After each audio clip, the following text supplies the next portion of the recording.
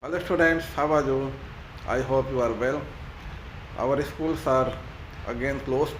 I don't know for how long, but the important thing is that the process of teaching and learning should continue.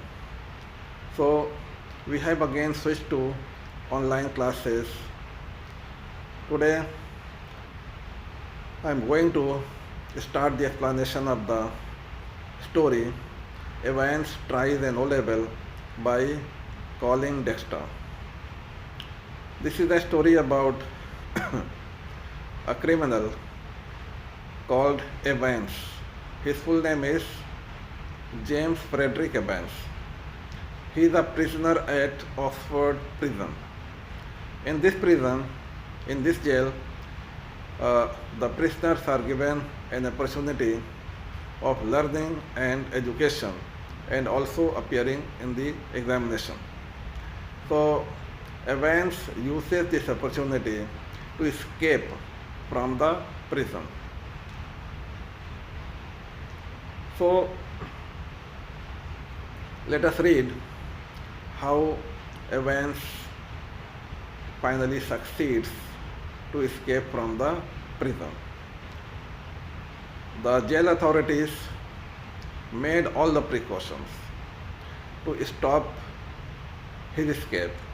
Still, he is able to escape. Let us learn how. Dramatis personae. Dramatis personae means the characters in this story. The secretary of the examination board, like CBSE board, here also there is an examination board. There is a character of the secretary. The governor of HM Prison Oxford. Here governor means the jailer. The governor of HM Prison Oxford. It means the jailer of Oxford Prison. James Evans, a prisoner. This is the you can call him the hero of this story. James Evans, a prisoner. Mr. Jackson, a prison officer. Mr. Stephens, a prison officer. The Reverend S. McCleary, an invigilator. This is the person who comes to invigilate, to supervise the examination. Mr. Carter, detective superintendent, is a police officer, senior police officer. Mr. Bell, detective chief inspector. Okay, he is also a police officer.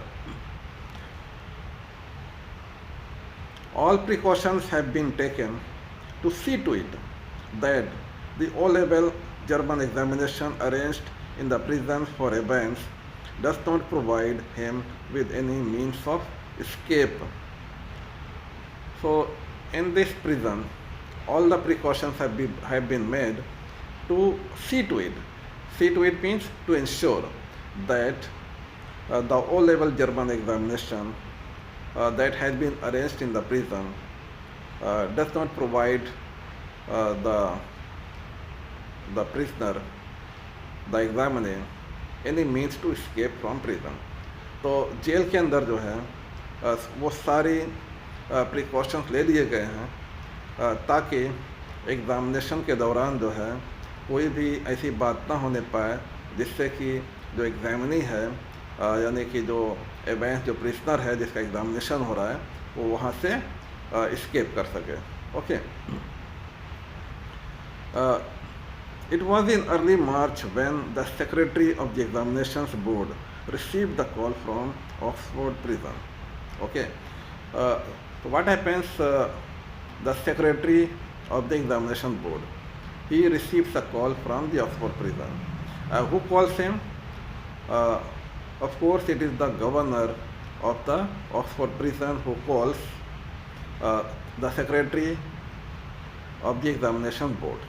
Now, the secretary of the examination board and the governor of Oxford Prison, they will talk with each other.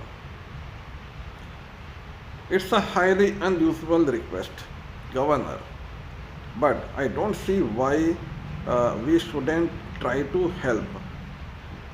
Okay, so when the governor informed the secretary of the examination board that, and he informed him that there is a prisoner, Evans, and who wants to appear in the O-level German examination.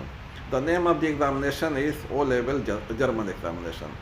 So the governor of the Oxford prison informs the secretary of the examination board about a prisoner who wants to appear in the O-level German examination. ठीक है.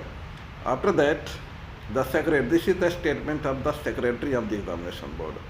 He says, it's a slightly unusual request, governor. वो governor को कहता है कि ये आपकी जो रिक्वेस्ट है ये बहुत ही अनयूजुअल है, स्लाइटली अनयूजुअल है, थोड़ी अनयूजुअल है, ऐसा बहुत कम होता है इस तरह की जो है रिक्वेस्ट आना. But I don't see why we shouldn't try to help. Just the one fellow you say. Secretary कहता है कि ये हालांकि इस तरह की रिक्वेस्ट बहुत ही कम आती है, लेकिन जो है ऐसी कोई वजह नहीं है कि हम इसकी हेल्प ना कर सकें. There is no reason why we should not help this man. Just the one fellow you say. बस एक आदमी है जैसा कि आपने कहा. ठीक है, वो पूछता है secretary of the examination board governor से कि क्या एक ही आदमी है. That's it. Chap called Evans started.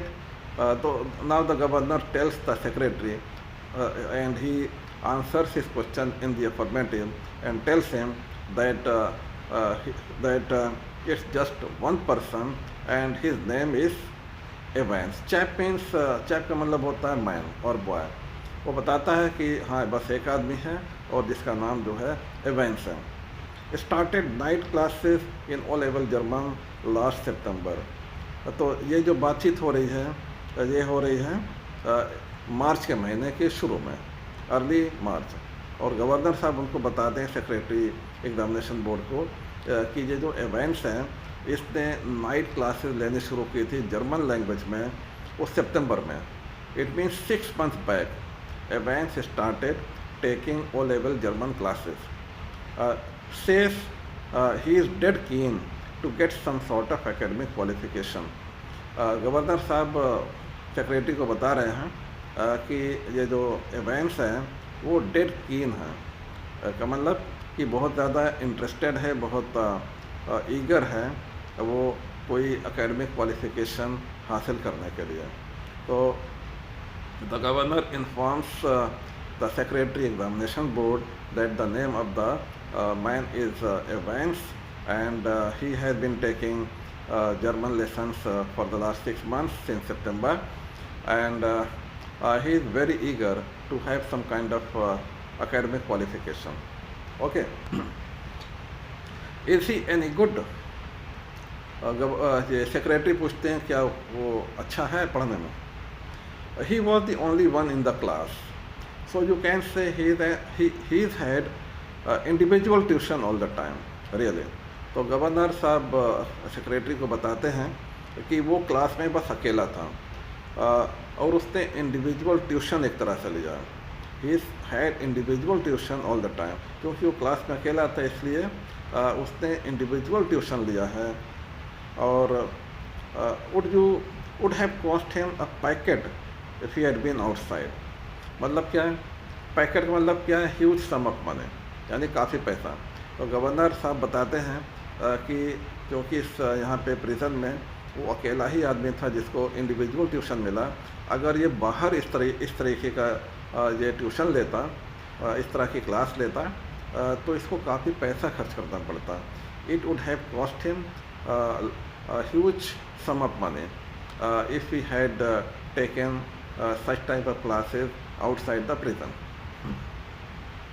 Well let's give him a chance, shall be. तो सेक्रेटरी साहब कहते हैं कि अच्छी बात है तो इसको जो है ना एक चांस देना चाहिए. ठीक है. शैल बी ये क्वेश्चन टैग है और उसने पूछते हैं कि हमें इसको एक चांस और देना चाहिए, इसको एक चांस देना चाहिए. तो that's jolly kind of you. What exactly is the procedure now? I am sorry, ये जो बात है वो उसने सेक्रेटरी एग्जामिनेशन बोर्ड ने कही कि well let's give him a chance, shall we. तो सेक्रेटरी ने कहा कि चलो इसको एक चांस देते हैं, ठीक है। That's jolly kind of you. इसका मतलब है कि गवर्नर ने फिर सेक्रेटरी को अप्रिशिएट किया। The governor appreciated the secretary for agreeing to conduct the examination. What exactly is the procedure now? Then the governor asked him about the procedure of the examination. Oh, don't worry about that. I'll be sending you all the forms and stuff. What's his name? You say Evans. When the governor asked the secretary about the procedure of the examination, the secretary replied that the secretary told him not to worry about that, and he assured him that he would be sending all the necessary forms and other things. Then he asked him his name again. Then he himself answered, Evans. अच्छा, उसका नाम क्या है? Evans. Okay, James Roderick Evans. It sounded rather grand. तो governor साहब ने उसको पूरा नाम बताया कि उसका पूरा नाम है James Frederick Evans. It sounded rather grand, ऐसा ये नाम कुछ ग्रैंड लग रहा था, कोई भारी भरकम नाम लग रहा था। Just one thing governor. तो सेक्रेटरी ने गवर्नर को पूछा, बस एक बात आप बता दीजिए, he is not a violent sort of fellow is he. तो सेक्रेटरी ने गवर्नर को पूछा कि वो कोई वायलेंट टाइप का आदमी तो नहीं है, यानी कोई बहुत एग्रेसिव, कोई हिंसक प्रवृत्ति का आदमी तो नहीं है। तो I don't want to know his criminal record or anything like that. तो सेक्रेटरी ने गवर्नर से पूछा कि उसका कोई वायलेंट रिकॉर्ड तो नहीं है, और ये भी पूछा कि मैं उसके बारे में कोई क्रिमिनल रिकॉर्ड या इस तरह की कोई चीज़ के बारे में नहीं जानना चाहता। मतलब कहने का कि कोई क्रिमिनल रिकॉर्ड नहीं होना चाहिए। अगर कोई क्रिमिनल रिकॉर्ड होगा तो उसका एग्ज़ामिनेशन करवाना मुश्किल हो जाएगा। तो गवर्नर साहब कहते हैं no, there is no record of violence. Okay, तो Evans has no record of violence. ये गवर्नर उसको एवेंस के बारे में बताएंगे, उसके नेचर के बारे में, कि वो किस तरीके का आदमी है।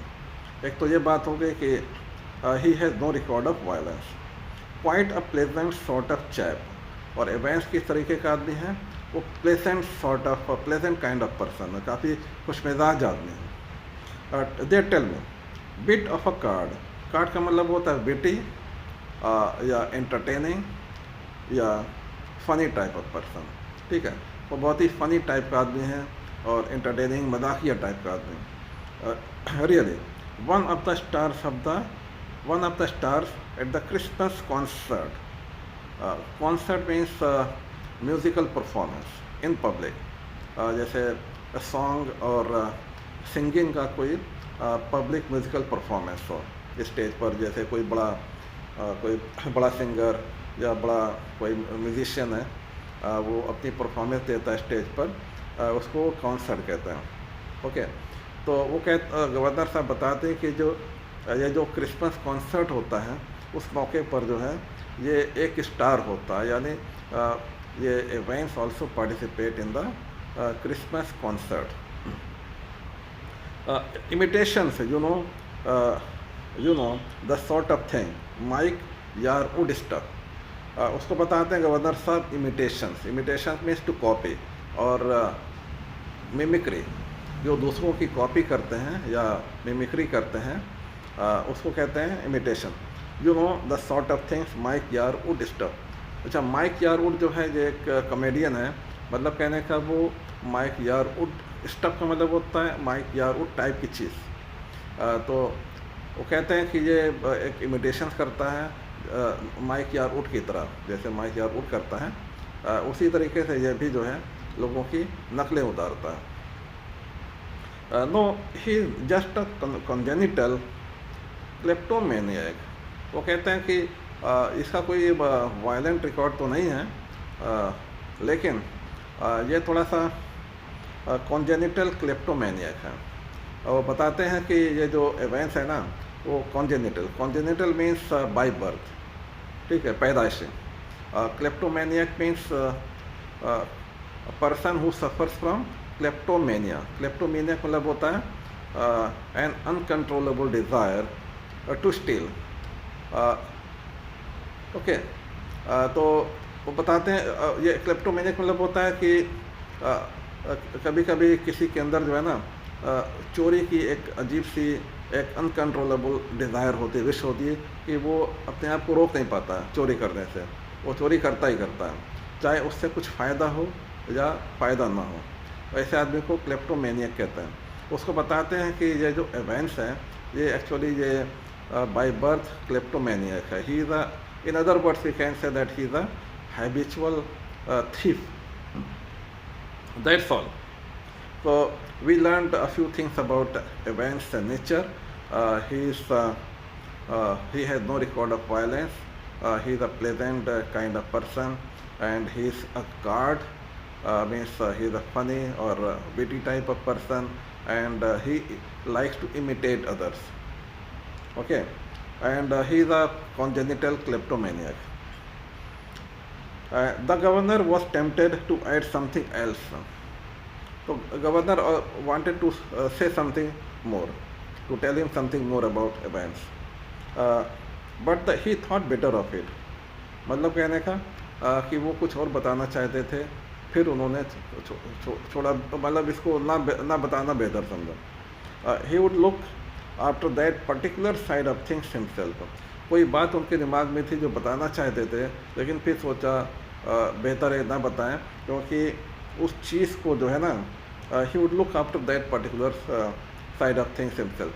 तो उन्होंने सोचा कि इसको ना बताया जाए तो बेहतर होगा, क्योंकि वो जो उस पर्टिकुलर टाइप की जो चीज़ है ना उसको खुद ही देख लेंगे। He himself he would himself take care of that particular thing. ठीक है, उन्होंने सोचा कि उसकी बात करने से कोई फ़ायदा नहीं है, वो खुद ही देख लेंगे उस चीज़ को। प्रिज्यूमबली, प्रिज्यूम मीन्स होता है कि किसी चीज़ को सही मान लेना, to means suppose something to be true. तो मतलब ये कहने का हम लोग अपनी लैंग्वेज में कहते हैं कि ये मान कर चलना कोई बात। ठीक है, तो presumably set the secretary you can arrange a room where. तो सेक्रेटरी साहब ने जो है ये बातें सुनने के बाद इवेंट्स के नेचर के बारे में तो उन्होंने गवर्नर को कहा कि देखो ये इसका मतलब जो है ये बात मान कर चली जाए, ये बात प्रिज्यूम कर दिया जाए कि आप जो है एक ऐसे रूम एक ऐसे रूम की व्यवस्था करेंगे या अरेंज करेंगे वेयर, जहाँ पे उसके बाद वो कुछ कहना चाहते, लेकिन वो अंडरस्टूड मतलब है कि वो सेक्रेटरी क्या कहना चाहते हैं। वो ये कहना चाहते हैं कि गवर्नर साहब आप ये प्रिज्यूम कर लिया जाए कि आप एक ऐसे रूम की व्यवस्था करेंगे जहाँ पर सब कुछ सिक्योर हो। ठीक है, कि वो कहीं इस्केप ना कर पाए, कुछ गड़बड़ ना होने पाए। ठीक है, so the secretary asked the governor to arrange a room where the examination can be conducted without any problem. No problem, he is in a cell on his own. If you have no objections, he can sit the exam in there. तो उसके बाद governor साहब उसको बताते हैं कि it's not a problem, he is already kept in a small room. Cell means small room.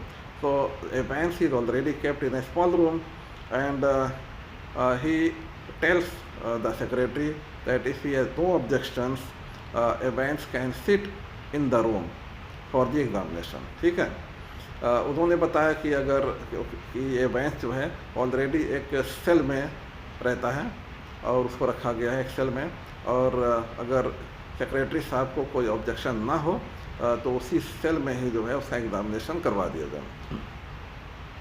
That's fine. तो secretary साहब ने एग्री किया, ठीक है उसी सेल में करवा दिया जाए। तो इसका जो एग्ज़ामिनेशन होगा ना, और जो प्रिजन में जेल में एक जो उसका छोटा सा जो रूम है, जो सेल है, उसी के अंदर ही जो है उसका एग्ज़ामिनेशन होगा। तो and we could easily get one of the persons from Saint Mary Max to invigilate if that's. तो एक सेंट मैरी मैक्स नाम का एक चर्च है, वहाँ पर पार्सन्स होते हैं। ठीक है, पार्सन्स का मतलब जो है प्रीस्ट था, जो क्रिश्चियन में जो प्रीस्ट होते हैं उनको पार्सन कहते हैं। तो गवर्नर साहब ने कहा कि and we could easily get one of the person from Saint Mary Max to invigilate. तो उन्होंने बताया कि इन्विजिलेट करने के लिए, यानी जो जैसे हमारे यहाँ टीचर होते हैं एग्जामिनेशन के दौरान वो इन्विजिलेट करते हैं, यानी सुपरवाइज करते हैं कि नकल ना होने पाए, तो उसके लिए, इस काम के लिए जो है एक वो है चर्च है, उसका नाम है सेंट मैरी मैक्स, वहाँ से एक पर्सन को ले आएंगे। इफ़ दैट्स मतलब कि अगर if that is suitable to the secretary, अगर सेक्रेटरी साहब के लिए सूटेबल हो और उनको कोई ऑब्जेक्शन ना हो, तो हाँ वो कहते हैं गवर्नर साहब कि हम जो है सेंट मैरी मैक्स से जो है एक पर्सन को ले आएंगे इन्विजिलेट करने के लिए। Fine, yes, they seem to have a lot of person there, don't they.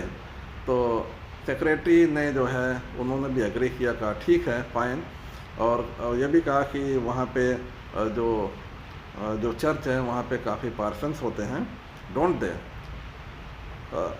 The two men chuckled good naturedly. तो जब उसने ये कहा तो ये दोनों लोग मिल करके हंसे। चकल मीन्स होता है टू लाफ क्वाइटली, मतलब अपनी हंसी दबा के हंसना। दोनों लोग अपनी हंसी दबा कर हंसे। And the secretary had a final thought. उसके बाद सेक्रेटरी साहब ने आखिर में एक बात कही। वो क्या कहा? एटलीस्ट देयर्स वन थिंग, कम से कम एक बात है कि you shouldn't have much trouble keeping him incommunicado, should you. मतलब आखिर में एक इम्पॉर्टेंट बात सेक्रेटरी साहब ने गवर्नर साहब को बताया। वो ये बताया कि ये जो प्रिजन में जो जहाँ पे जो सेल है, जहाँ पे उसको एग्ज़ाम देगा, वहाँ पर उसको इनकम्युनिकेटो कर दिया जाए। इनकम्युनिकेटो का मतलब होता है कि किसी को जो है किसी आदमी को ऐसी सिचुएशन में कर देना कि वो बाहर के लोगों से कोई राब्ता ना कर पाए, कोई कम्युनिकेशन ना कर पाए, ठीक है। इसका मतलब होता है कि a person should not be allowed to communicate with others, okay. तो उन्होंने बताया कि एटलीस्ट देयर्स वन थिंग, कम से कम एक बात है, you shouldn't have much problem much trouble keeping him incommunicado, should you. तो सेक्रेटरी ने कहा कि आपको कोई प्रॉब्लम नहीं होनी चाहिए इस आदमी को इनकम्युनिकेटो रखने में, ठीक है। It means that the secretary told the governor that he should ensure that events the examinee will not be allowed to have any kind of communication with people from outside. The governor chuckled politely once more. Chuckle means ये governor दोबारा हंसा। reiterated his thanks, फिर उसने thanks रिटरेट किया। रिटरेट means repeated. फिर उसने दोबारा thanks कहा and slowly cradle the phone. उसके बाद धीरे धीरे उसने अपने फ़ोन को रख दिया। क्रेडल मीन्स जिसके ऊपर फ़ोन को रखा जाता है, it means he replace the phone. उसके बाद events, okay. So my dear students, I think only this much today. We'll continue tomorrow. Thank you very much.